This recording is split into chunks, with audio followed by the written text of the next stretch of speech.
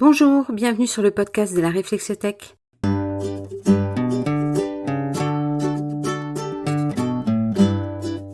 Je suis Gwenaëlle, accompagnante des bases arrières de notre beau pays, et je vous présente Mission Famille, mon podcast sur la gestion de l'absence pour les familles de militaires. On se retrouve pour le 8e et dernier épisode de Mission Famille. Voilà, j'y suis, et j'avoue que là, je ferai bien un petit passage en sas de décompression.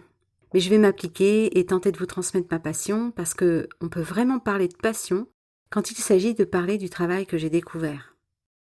Je vous ai lâché un mot dans la conclusion du 7e épisode et on va s'attarder un peu sur lui maintenant. La résilience. C'est un concept qui m'intéresse depuis des années et j'avais pas du tout envisagé de le retrouver en étudiant les effets de l'absence sur les familles de militaires. C'était une rencontre fortuite et heureuse et j'ai bien envie de vous en parler. Vous savez comment je pratique, on va décortiquer. Qu'est-ce que c'est la résilience ? C'est un terme compliqué à définir. Je vais essayer d'élaguer ça pour vous et de faire le point sur ce qu'on en dit en psychologie. La résilience, ce serait la capacité à faire face et à se relever après une épreuve difficile. C'est ce qu'on peut désigner comme votre capacité à rebondir après avoir traversé une période difficile. Est-ce intrinsèque à la personne ?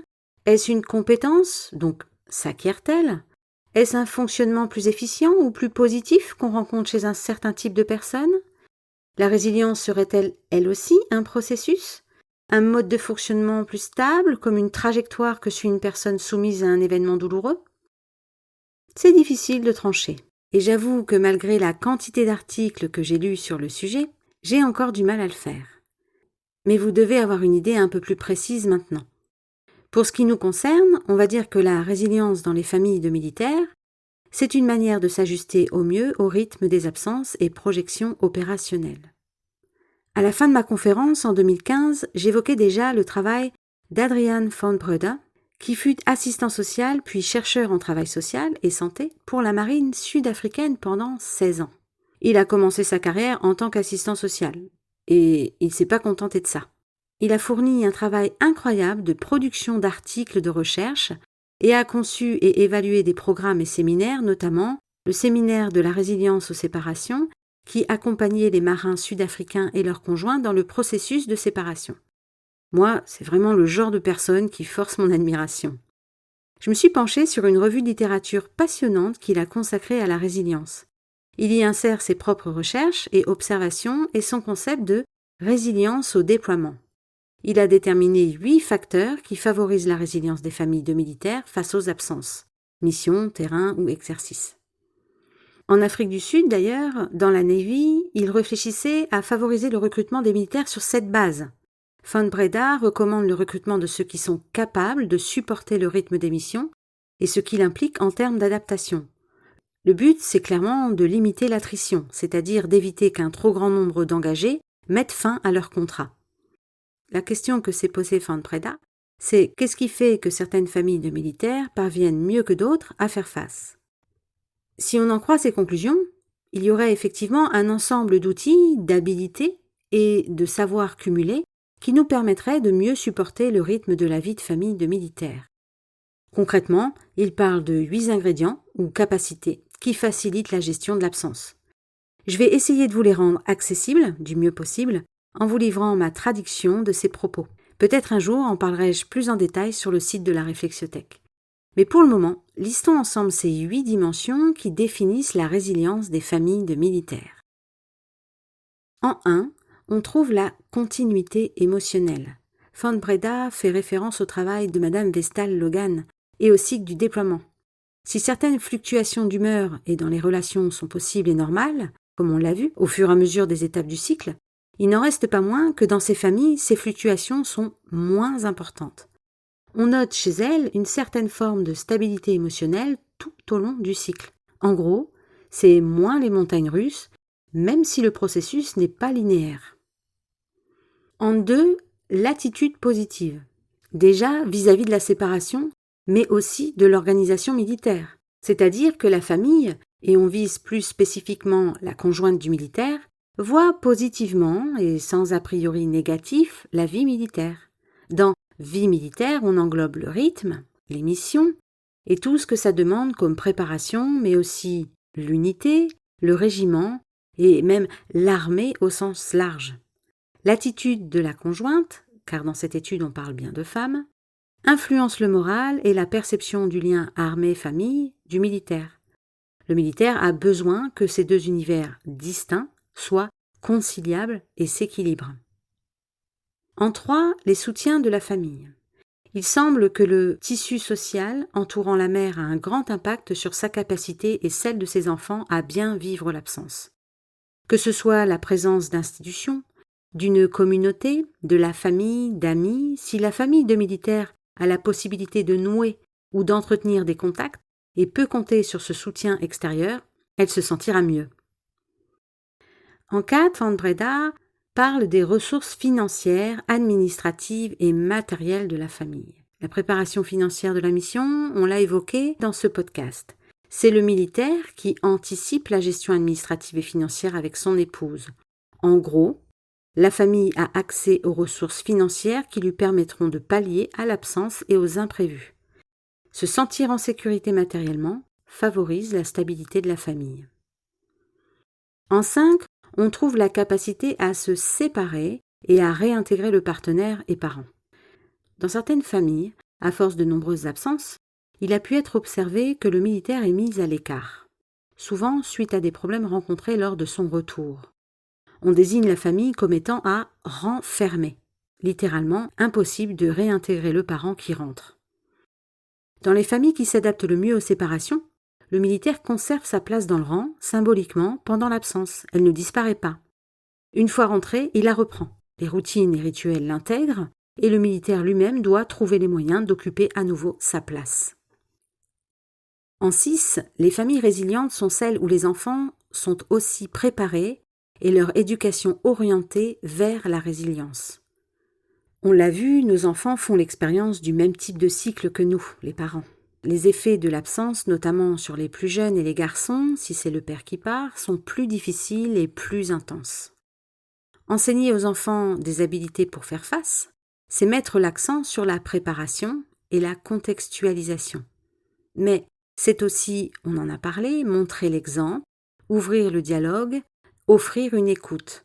C'est une dynamique des familles qui font face et savent interagir ensemble pour accueillir et se protéger les uns les autres. En 7, l'importance est donnée à la flexibilité des rôles. Les couples résilients sont des couples où chacun accepte que les rôles et responsabilités soient partagés et assumés par l'un ou l'autre selon les circonstances. Pendant ou hors absence, le conjoint est capable d'assumer des responsabilités normalement dévolues aux militaires. L'épouse développe un caractère indépendant. La répartition des rôles à la maison est moins genrée que dans les autres couples. Et ça, le militaire doit être aussi capable de l'accepter. Vous l'avez remarqué, je fais une petite pause, mais c'est cette dimension, elle se focalise sur le fonctionnement interne de la famille, ses forces et ses particularités. La 8e dimension, elle concerne le management des unités. Elle est influencée donc par la gestion des effectifs et des départs en mission par l'institution. Le constat qui a été fait est le suivant. Une mission suffisamment longue et bien anticipée est moins préjudiciable que des missions répétées et courtes. Pourquoi ? Tout simplement parce que si la mission est suffisamment longue, la famille a eu le temps de s'ajuster aux différentes étapes du cycle émotionnel, de la séparation à la réunion. Elle a donc assez de temps pour traverser le processus et vivre des phases stables de fonctionnement. La 8e dimension indique la nécessité pour l'institution de veiller à ce que les effectifs et les départs en mission soient gérés en tenant compte des familles et de ce constat. J'espère que le travail de M. Van Breda vous aura intéressé au moins autant que moi. D'ailleurs, je ne sais pas si vous vous en rendez compte, mais on a presque fini ce podcast. Je sens une grosse vague d'émotions qui me traverse en enregistrant ce que je vous dis là parce que, comment dire, c'est un peu mon bébé que je vous ai livré. Comme je suis une personne qui doute, je suis incapable de vous dire si je suis vraiment contente de moi, mais voilà, la boucle est bouclée. J'ai une pensée pour toutes les jeunes premières, comme je les appelle. Oui, vous, les petites nouvelles qui vous apprêtez à vivre votre première absence. Et j'ai aussi une pensée pour la femme que j'étais il y a 6 ans, quand j'ai écrit mon premier G.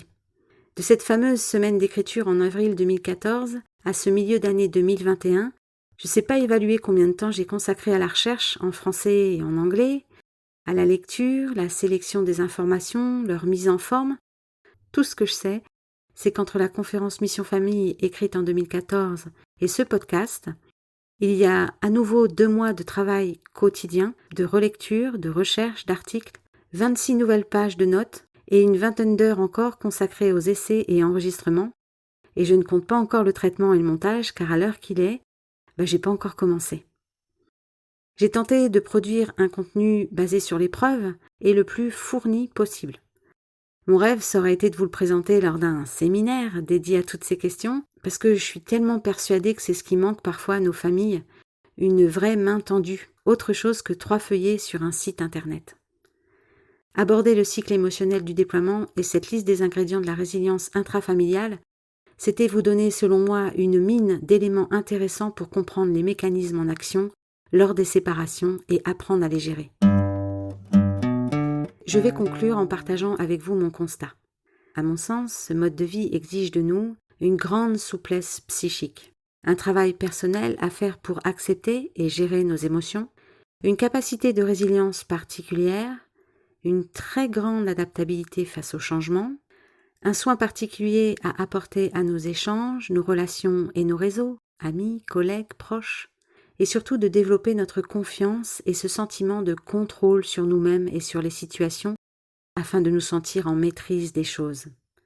La mission famille consistera donc à mettre en place une routine de séparation en essayant de veiller à ce que nous avons abordé au fil des épisodes: préparation, gestion du stress, autonomie, émotion, communication, normalisation, implication.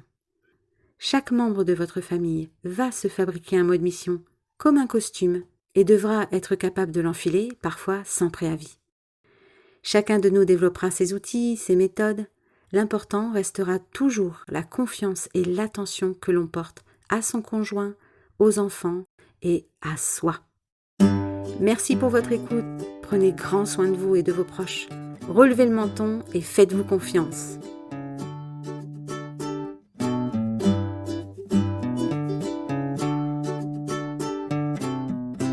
Ce podcast vous a été proposé par la Réflexiothèque. L'ensemble de mon podcast est protégé par le Code de la propriété intellectuelle.